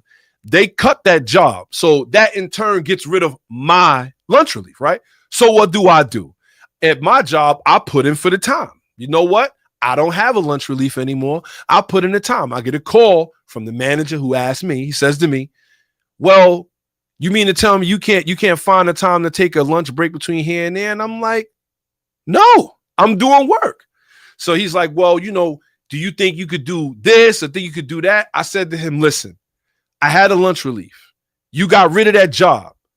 So you mean to tell me you want me to leave this position unmanned for a half hour while I eat? Or you would rather me sit here and do what I got to do? And when I put it to him like that, he had to understand that this is what it is. So I came up with the no lunch theory. You got a lot of companies out there that are cut and cut and cut for no reason. And then when they have something have a catastrophe happen, all of a sudden, nobody knows why. I'm not going to say this is the only reason why this happened. But the fact that you had an air traffic controller for this at a certain time, and then at 9:30, they would lessen and leave. And you said, you know what, to save some money, we're just going to let this guy go home and you handle all the duties. That could easily turn into something. You know what? Probably wasn't major. Probably wasn't nothing too crazy until it becomes a catastrophe. And as you can see, that's what happens. So with that being said, hate to do it to him, but if that supervisor lets somebody go, and because this person has so much more work to do, that they really couldn't supervise what was going on, this seems to be a problem. And that right there gets the understeer. Let's go. It's the understeer. What up?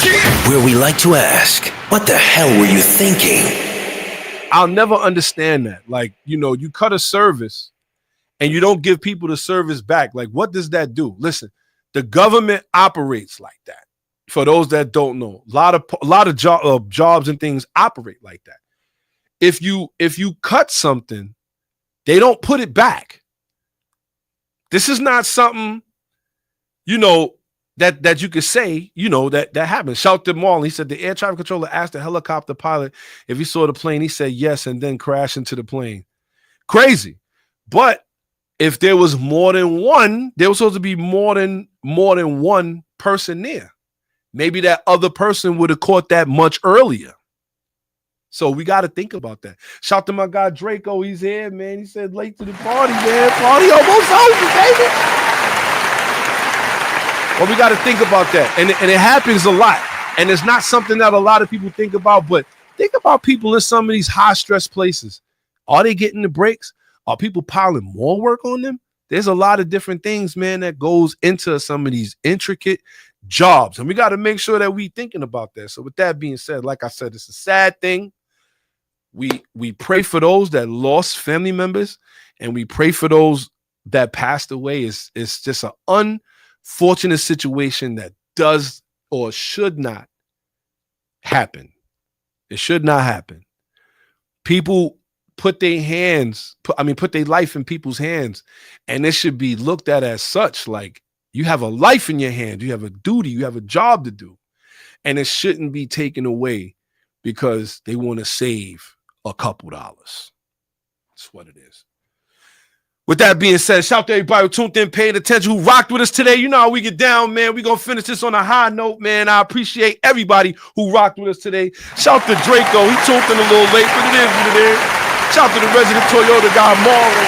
Shout to Jessica Grandy. Shout to Shy. He tuned in. Shout to Dr. Phil. Shout to everybody who rocked with us today, man. We appreciate y'all. Shout to Mr. 2J. You already know what it is. Shout to Zoom for Zoom. Shout to my guy Flip. Shout to everybody who rocked. Shout to Tisha. She tuned in today. Shout to everybody who rocked with us today.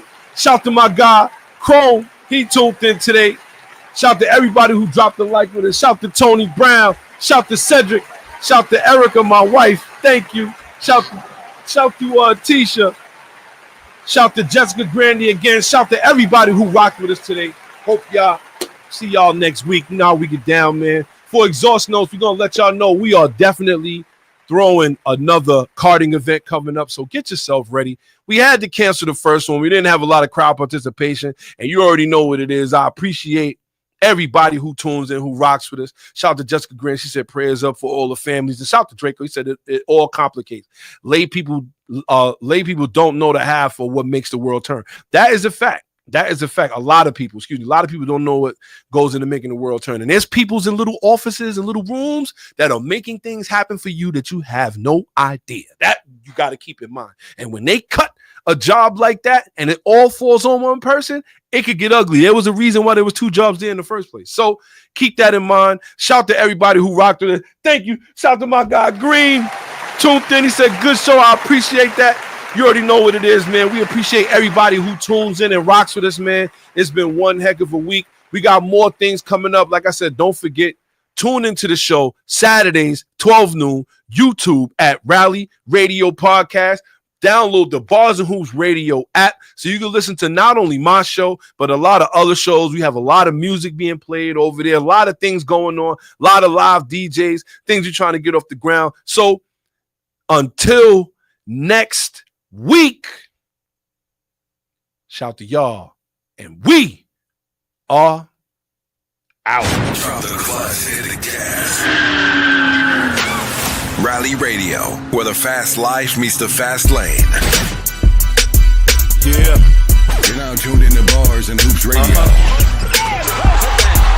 Yeah. The world of hip hop and sports live. Dropping the clutch and then I hit the gas. Wheels screeching, tires burning, I'm flying past. Gotta get home quick, don't wanna miss the class. They schooling you on whips and how to make them fast. Talking about everything from cars to planes. What's hot, what's next, and how to flip the game. They talk in my language, we speak the same. That whip talk complex, but yet they keep it plain. From the news, the interviews, they keep it cool. They give reviews, everything from parts to tools. Can't lose, come to whips, they not no fools. Don't miss the show, the start time is noon. The bearded one, S.I. Sean, they crazy though. You can't miss it, tune in to Rally Radio. Where the fast